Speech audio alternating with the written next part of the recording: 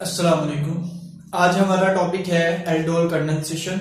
इसमें हमने रिएक्शंस देखने हैं और इसका मैकेनिज्म देखना है और इसकी प्रॉपर्टीज देखनी है कि कौन कौन से कंपाउंड्स जो है ये एल्डोल कंडेंसेशन रिएक्शन देते हैं। तो एल्डोल कंडेंसेशन रिएक्शंस जो है ये बेसिकली रिएक्शंस है एल्डिहाइड और कीटोन्स के, लेकिन उनमें से भी ऐसे एल्डिहाइड और कीटोन्स जिनके पास अल्फा हाइड्रोजन होगी, अल्फा कार्बन नहीं, हम बात करेंगे अल्फा हाइड्रोजन जिसके पास होगी वो ये रिएक्शन देगा। ठीक है, क्योंकि अल्फा कार्बन कंपल्सरी नहीं है, क्योंकि अल्फा कार्बन तो हमारे पास बहुत सी एग्जांपल्स होंगी कि अल्फा कार्बन होगी लेकिन वो रिएक्शन नहीं दे सकेंगे। ठीक है, तो बेसिकली हम बात करते हैं कि ऐसे रिएक्शंस जो कि जिनके पास अल्फा हाइड्रोजन होती है वो ये रिएक्शन देते हैं। कंपाउंड्स,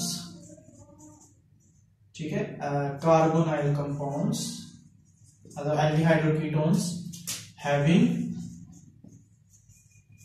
alpha hydrogen, ठीक है, give this reaction। जिनके पास अल्फा हाइड्रोजन होगी वो रिएक्शन देंगे। अब इसके साथ अगर इस कंपाउंड को देखा जाए तो इसमें हम कहते हैं कि प्रोडक्ट, इसमें जो प्रोडक्ट बनता है, तो इसका नाम देखें ना, तो ये जो इसका नाम है ये हमें बहुत सी इंफॉर्मेशन देते हैं। वो क्या है कि इसका जो नाम है एल्डोल कंडेंसेशन, इसके मुताबिक जो एल्डोल है ये एक्चुअली जब हम इसका प्रोडक्ट बनाएंगे तो आपको पता चलेगा कि इसमें दो फंक्शनल ग्रुप्स आएंगे। एक होगा एल्डिहाइड फंक्शनल ग्रुप और उसके साथ ही अल्कोहलिक ग्रुप भी होगा, अल्कोहलिक। ठीक है, तो इस वजह से हमने इसका नाम रख दिया कि एल्डोल कंडेंसेशन है। अब कंडेंसेशन का मतलब भी मैं आपको बताता हूं, पहले इसकी बात कर लें।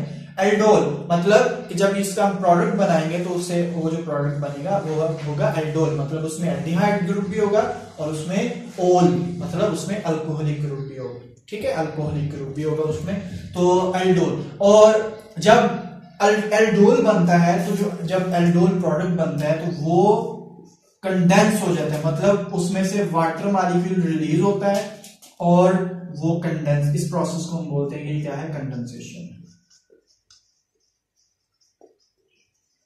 ठीक है, तो इसलिए हम इस रिएक्शन को नाम देते हैं एल्डोल कंडेंसेशन का। ये रिएक्शन जो है ये डाइल्यूट बेस की मौजूदगी में होते हैं। हमें मतलब यहाँ पे बेसिक जो मीडियम चाहिए, बेसिक मीडियम चाहिए, और लेकिन वो भी क्या होनी चाहिए, dilute base, for example NaOH।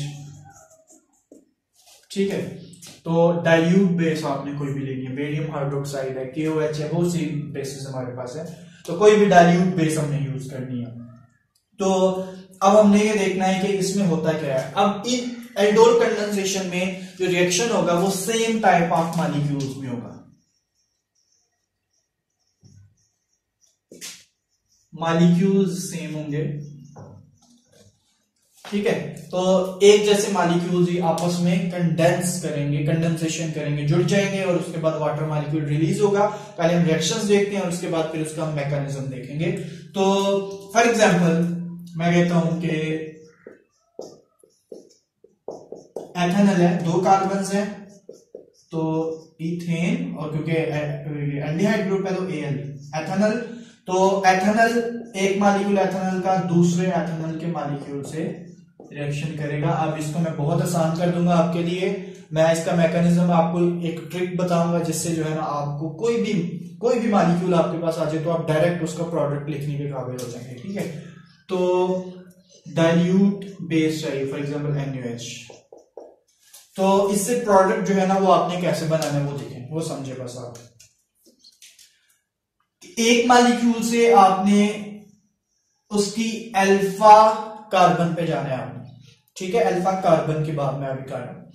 एक मॉलिक्यूल, ये फंक्शनल ग्रुप है ना, तो फंक्शनल ग्रुप की पहली कार्बन क्या होती है, अल्फा कार्बन। ठीक है, और उसके ऊपर जो हाइड्रोजन होती है वो अल्फा हाइड्रोजन होगी। एक मॉलिक्यूल की आपने उतारनी है अल्फा हाइड्रोजन, उस हाइड्रोजन को आपने दूसरे मॉलिक्यूल के ऑक्सीजन, कार्बोनाइल ग्रुप जो है उसके ऑक्सीजन पे लगा देना है। ठीक है, यहां से एक हाइड्रोजन उतारना है और उसका बॉन्ड बना देना है इस कार्बन के साथ। ठीक है, यहाँ पे कोई भी ग्रुप होगा उसको आपने साइड में कर देना है।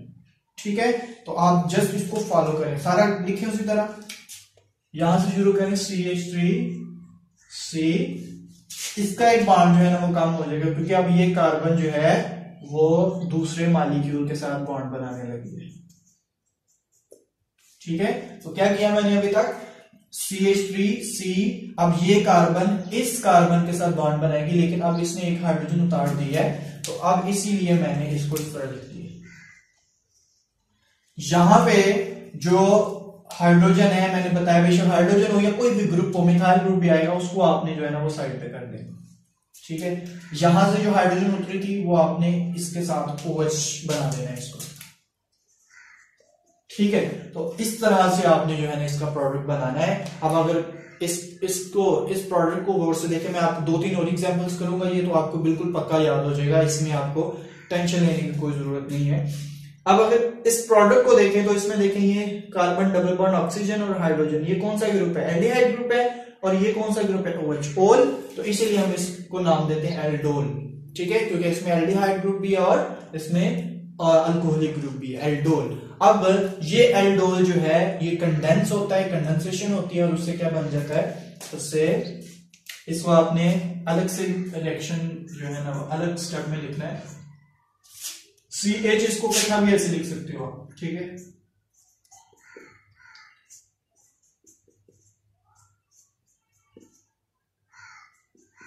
ठीक है, ये एल्डोल है। अब एल्डोल की क्या होनी है, कंडेंसेशन, एल्डोल कंडेंसेशन। अब जो एल्डोल मॉलिक्यूल बना है उसकी कंडेंसेशन होती है। कंडेंसेशन मतलब वाटर मॉलिक्यूल निकलता है यहां से, तो OH निकलेगा, और सेकंड क्या है, H उतरनी है। अब 2 चांसेस है आपके पास, हाइड्रोजन यहां से भी निकल सकती है, हाइड्रोजन यहां से भी निकल सकती है, लेकिन प्रेफरेबली जो हाइड्रोजन है वो यहां से निकलती है। ठीक है, तो यहां से OH, यहां से H निकलेगा, तो इन दोनों के दरमियान मल्टीपल बॉन्ड बन जाएगा। ठीक है, तो ये हो जाएगा जी आपका प्रोडक्ट CH3CH।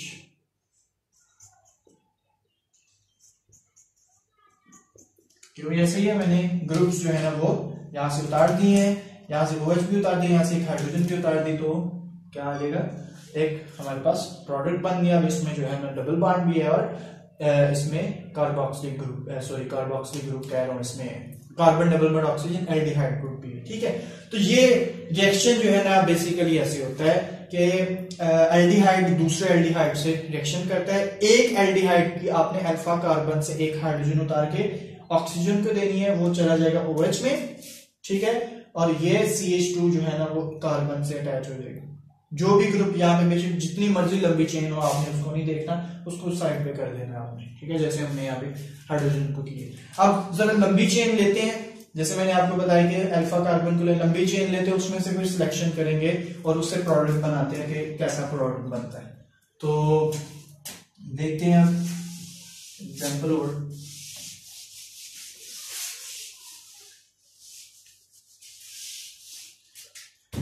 फॉर एग्जाम्पल मैं कहता हूं कि रिएक्शन करवाना है हमने,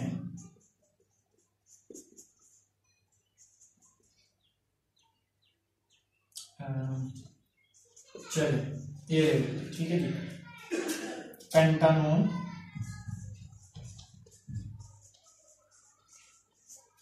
इसका रिएक्शन करवाते हैं, सेम मॉलिक्यूल्स जो है ना वो रिएक्शन करते हैं ना, तो पेंटानोन आएगा।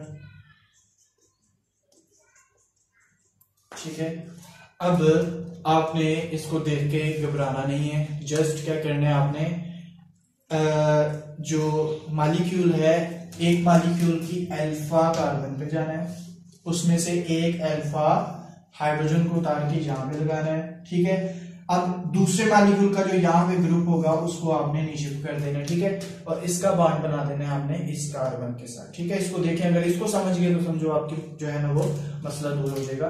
तो मैं इसको लिखता हूं CH3 CH2 carbon double bond oxygen. ठीक है, यहां तक मैंने लिख लिया इसको। अब हमें पता है इस ग्रुप को नीचे को लिख लेना, यहां पे कुछ भी हो।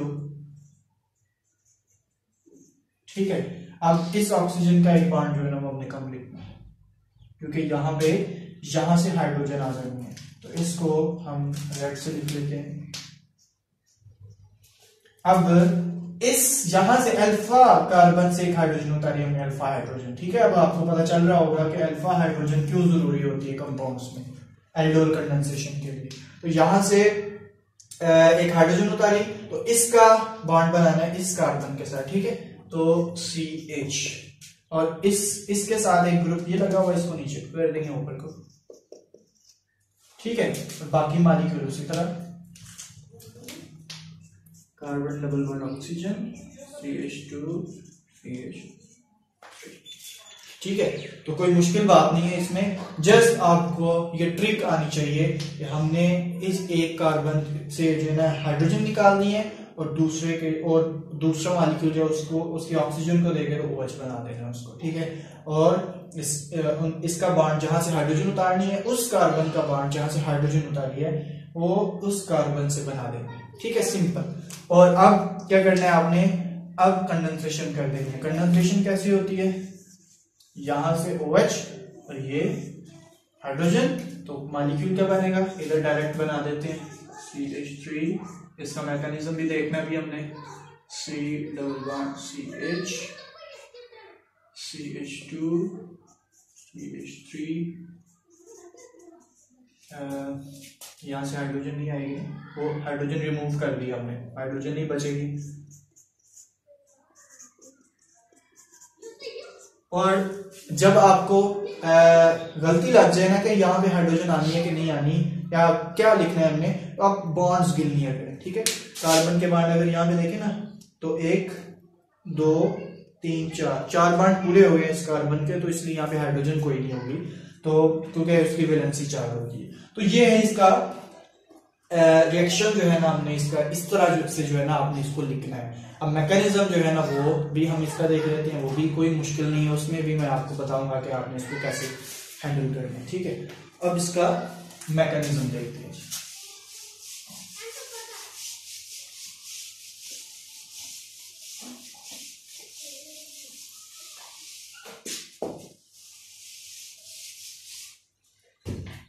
तो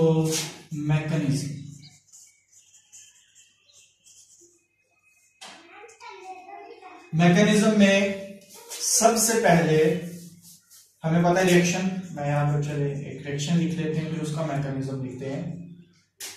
दो मॉलिक्यूल सेम मॉलिक्यूल कंडेंस होते हैं डाइल्यूट बेस की मौजूदगी में NH, और उससे क्या बनता है एल्डोल प्रोडक्ट। ठीक है, अब आपको पता होना चाहिए कि यहाँ पे क्या बनाना है।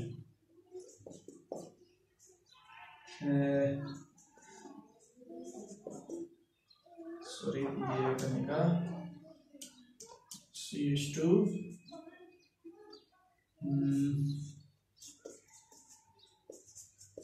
ठीक है, इसका ये प्रोडक्ट बनेगा। बिल्कुल ठीक है, ऐसे H। इसका मैकेनिज्म देखने हमने, मैकेनिज्म में जो है ना हमने स्टेप्स फॉलो करने। सबसे पहले जो डाइल्यूट बेस है वहां से OH माइनस जो न्यूक्लियोफाइल प्रोड्यूस करेगा वो आएगा पहले, और एक मॉलिक्यूल से वो हाइड्रोजन निकालेगा। ठीक है, अल्फा हाइड्रोजन को निकालेगा। वो जो हम लिखते थे ना कि यहाँ से हाइड्रोजन उतार के उसकी OH को लगा देनी है, तो वो ये जो बेस है ना जो कैटालिस्ट के तौर पे काम करेगा, मतलब हेल्प करवाएगा इसकी, वो ये काम करेगा। ठीक है, यहाँ से हाइड्रोजन निकलेगी, तो ये यहां से हाइड्रोजन निकाल के क्या बन जाएगा वाटर, और यहां से हाइड्रोजन निकली तो ये क्या बनेगा CH2 माइनस। जो हाइड्रोजन गया वो इलेक्ट्रॉन नहीं लेके गया, इलेक्ट्रॉन यहां भी छोड़ गया, इसलिए कार्बन पे नेगेटिव चार्ज आ गया, और जब कार्बन पे नेगेटिव चार्ज आता है तो वो कार्बो A9 कहलाता है। BSc वाले जो हैं उनको तो कार्बोकेटाइन कार्बोएनाइन के बारे में तफसील से पता होना चाहिए, या कोई भी अगर समझना चाहता है तो मेरी कार्बोकेटाइंस पे भी तफसील से वीडियो मौजूद है, कार्बोएनाइंस पे। ठीक है, फ्री रेडिकल्स पे भी इसी तरह, बाकी जो रिएक्शन इंटरमीडिएट्स हैं उन पे वीडियो मौजूद है, वो आप देख सकते हैं। तो पहला स्टेप पे कार्बोएनाइन बन गया। सेकंड स्टेप में ये कार्बोएनाइन दूसरे मॉलिक्यूल पे अटैक करता है।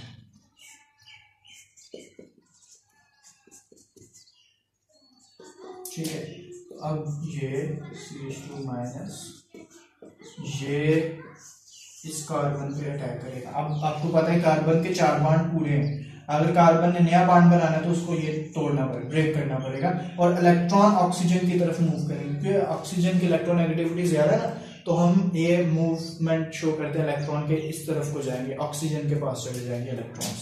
तो ये क्या बनेगा, ये इस यहाँ पे जो ग्रुप होता है उसको नीचे लिखते हैं, उसको इकट्ठा करते हैं हाइड्रोजन है तो CH3 ये बॉन्ड ब्रेक हुआ था, इलेक्ट्रॉन ऑक्सीजन के पास गए थे इसलिए उस पर माइनस चार्ज CH, यहां से इसने अपना बॉन्ड बना लिया तो ये CH2 चार्ज खत्म हो जाएगा इसका। ठीक है, तो ये सेकंड स्टेप है हमारा, इसमें ऑक्सीजन पे नेगेटिव चार्ज है। अब इसको चाहिए हाइड्रोजन चाहिए, वो हाइड्रोजन कहां से लेगा, ये वाटर से लेगा। ठीक है, OH ने यहां से हाइड्रोजन उतार के अपने पास रख ली ताकि जब ये बने तो ये O- जो है ये OH में जाने के लिए उससे दोबारा हाइड्रोजन ले ले। ठीक है, तो थर्ड स्टेप है हमारा, क्या होगा इसमें,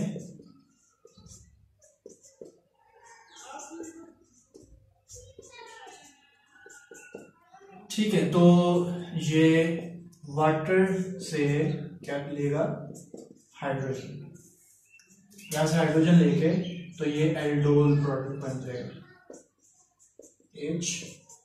CH2 यहाँ पे H double bond oxygen H। ठीक है, तो ये एल्डोल प्रोडक्ट बन गया हमारा। FSC तक बस इतना ही लिखा हुआ है, आपने अगर यहां तक करना है तो बस काफी है, आपको अब नेक्स्ट स्टेप करने की जरूरत नहीं है। तो नेक्स्ट स्टेप अगर आपने करना है तो वो क्या करेंगे, स्टेप 4, यहां से OH और साथ वाली कार्बन से एडजेसेंट कार्बन से H निकलेगा। ठीक है, BSc लेवल पे बकायदा इसमें बहुत सी प्रॉब्लम्स आती हैं जिसमें कि हाइड्रोजन को निकालने का भी जो है ना वो देखना होता है कि कहां से निकालें हाइड्रोजन को। ठीक है, उसकी डायरेक्शन देखनी होती है, तो वो मैंने उसकी वीडियो भी मौजूद है डायरेक्शन ऑफ डबल बॉन्ड में, वैसे वो अल्कीन्स के हवाले से है, तो आपको ये भी इसमें भी काफी हेल्प मिलेगी। ठीक है, तो यहां से जो है वो OH, यहां से H, तो ये इसमें कंडेंसेशन होगी, डबल बॉन्ड CH, यहां पे हाइड्रोजन थी, ठीक है, CH C double bond OH। ठीक है, तो ये हमारा फाइनल प्रोडक्ट है और ये है जी एल्डोल कंडेंसेशन का मैकेनिज्म। ठीक है, तो इसमें हमने देखा है सिंपली कि आपने इसको कैसे याद रखना है, ये बहुत आसान ट्रिक है, अगर आप इसको याद कर लें तो आपके लिए कोई मसला नहीं है। ठीक है, अल्लाह हाफिज़।